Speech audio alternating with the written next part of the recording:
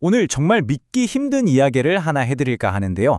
한 나라에서 신앙이 말 그대로 삭제되었다가 잿더미 속에서 불사조처럼 다시 살아난 이야기입니다. 바로 알바니아 교회의 이야기죠. 자, 이런 질문으로 한번 시작해 볼까요? 어떻게 한 종교가 나라 전체에서 통째로 사라질 수 있을까요? 이게 그냥 하는 말이 아니고요. 실제로 1991년 알바니아라는 나라에 남아있던 개신교 신자가 딱 16명이었다고 합니다. 네, 16명이요. 오타가 아닙니다. 이 믿을 수 없는 숫자가 어떻게 나왔는지 그 배경을 한번 파헤쳐 보려면 시간을 좀 거슬러 올라가야 합니다. 먼저 모든 것의 시작, 그러니까 19세기로 가보겠습니다. 알바니아 교회의 탄생 배경이 아주 독특했거든요. 이게 진짜 재밌는 부분인데요. 알바니아의 개신교 운동은 단순히 종교적인 움직임, 그것만이 아니었어요. 뭐랄까, 알바니아라는 나라의 정체성을 만들어가는 과정, 즉 민족주의 운동과 아주 깊숙이 얽혀 있었다는 거죠. 그 중심에 바로 이 키리아스 가문이 있었습니다. 게라심 키리아스는 최초의 개신교회랑 학교를 세웠고요. 그의 여동생 세바스틴은 알바니아 여학교를 운영했죠. 이들의 핵심 생각은 이거였어요. 우리 민족이 우리 언어로 성경을 직접 읽을 수 있어야 한다. 그러다 보니 자연스럽게 개신교 신앙이 교육 그리고 우리 민족이라는 정체성과 하나로 묶이게 된 겁니다. 심지어 이 복음주의 형제단이라는 조직은 알바니아가 공식적으로 독립을 선언하기 거의 40년 전에 만들어졌어요. 이게 뭘 의미하겠어요? 그냥 서양 선교사들이 와서 세운 교회가 아니라 알바니아 사람들 스스로가 자신들의 필요에 의해 만든 아주 뿌리 깊은 토착운동이었다는 명백한 증거죠. 이렇게 민족의 자부심과 함께 성장하던 교회, 하지만 이 희망적인 시작은 곧 끔찍한 시련과 마주하게 됩니다.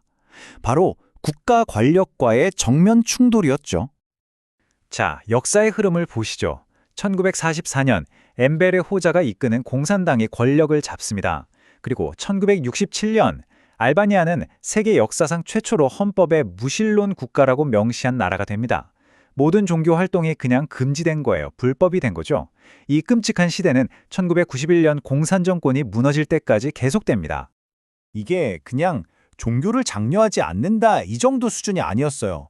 헌법 조항을 보면요. 국가는 어떠한 종교도 인정하지 않으며 무신론 선전을 지원한다고 아예 못을 박아버렸습니다. 믿음을 갖는 것 자체가 반국가 행위가 된 거죠. 상상해보세요. 어제까지 기도하던 교회가 하루아침에 체육관이 되고 모스크는 그냥 물류창고로 바뀌어버렸습니다. 성직자들은요, 감옥에 가거나 심하면 처형당했죠. 눈에 보이는 모든 종교의 흔적을 말 그대로 지워버린 겁니다. 이 모든 걸 가능하게 한 게 바로 시구림이라는 비밀경찰 조직이었습니다. 이건 그냥 감시 수준이 아니에요. 이웃이 이웃을 감시하고 심지어 아이들이 자기 부모의 종교활동을 밀고 하도록 조장하는 그야말로 완벽한 통제사회를 만든 거죠. 이런 상황에서 비밀리에 예대를 드린다? 사실상 불가능에 가까웠습니다. 결국 1991년이 되었을 때 정권은 자신들의 종교 말살 캠페인이 완벽하게 성공했다고 선언합니다. 그리고 바로 이 지점에서 우리가 처음에 봤던 그 충격적인 숫자 16명이 등장하는 겁니다. 한 세대에 걸친 탄압의 결과가 바로 이것이었죠. 하지만 이야기는 여기서 끝나지 않습니다. 공산주의가 무너진 후 정말 아무도 예상하지 못했던 기적 같은 일이 벌어지기 시작합니다. 이 그래프를 좀 보세요. 정말 드라마틱하지 않나요? 1991년에 고작 16명이었던 신자 수가 불과 7년 뒤인 1998년에는 3,000명으로, 그리고 2013년경에는 무려 3만 명까지 불어납니다. 수십 년간 억눌렸던 영적인 갈증이 외부의 도움과 맞물리면서 말 그대로 폭발한 거죠. 이렇게 우후죽순처럼 생겨난 200개가 넘는 교회와 단체들이 그냥 흩어져 있었던 건 아니고요. 1993년에 부시, 즉 알바니아 복음주의 연합이라는 조직을 만들어서 하나로 뭉치기 시작했습니다. 흩어져서는 목소리를 낼 수 없으니까요. 그런데 이렇게 다시 태어난 교회는 공산주의 이전의 교회와는 성격이 완전히 달랐어요. 예전 교회가 민족주의 운동과 연결된 어찌 보면 좀 지식인 중심의 공동체였다면 91년 이후의 교회는요, 그야말로 극도로 젊은 공동체였습니다. 독재에 저항하며 자유를 외쳤던 바로 그 20대, 30대 청년들이 교회의 중심이 된 거죠. 자, 여기까지가 정말 기적 같은 부활의 이야기인데요. 하지만 오늘날 이 교회는 또 다른 완전히 새로운 종류의 위기에 직면해 있습니다. 50%, 지난 10년 동안 알바니아 개신교 인구가 줄어든 비율입니다. 3만 명까지 갔던 공동체가 다시 1만 5천 명 수준으로 반토막이 나버린 거죠. 아니, 또 박해가 시작된 건가 생각하실 수도 있는데 그게 아닙니다. 이번 위기의 원인은 바로 이민이에요. 더 나은 기회를 찾아서 젊은이들이 나라를 대거 떠나고 있는 거죠. 이건 신앙의 위기가 아니라 교회의 허리가 통째로 빠져나가는 인구 구조적 위기인 셈입니다. 그런데 이 문제가 더 복잡해지는 지점이 있습니다. 바로 법적인 문제인데요.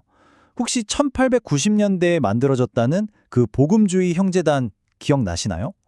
이렇게 깊은 역사적 뿌리를 가졌음에도 불구하고 현대 알바니아 사회에서 이 교회는 좀 이상한 법적 위치에 놓여 있습니다. 이 표를 보시면 명확해져요. 현재 알바니아 정부는 이슬람, 카톨릭, 정교회 등 5개의 종교 공동체를 공식적으로 인정하고 있습니다. 개신교 연합인 부시도 여기에 포함되어 있죠. 그런데 차이점이 보이시나요?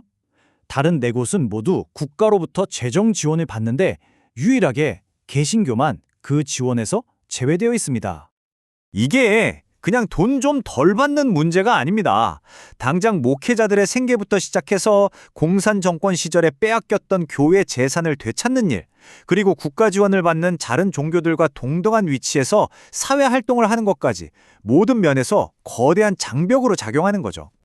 그래서 마지막 질문은 이겁니다. 총칼을 앞세운 완전한 파괴 공작 속에서도 살아남았던 불사조 같은 공동체잖아요. 과연 이 공동체가 이제는 눈에 보이지 않는 인구 유출과 법적 불평등이라는 어쩌면 더 힘든 이 조용한 싸움에서 과연 살아남을 수 있을까요? 그들의 미래는 바로 이 질문에 대한 답에 달려 있을 겁니다.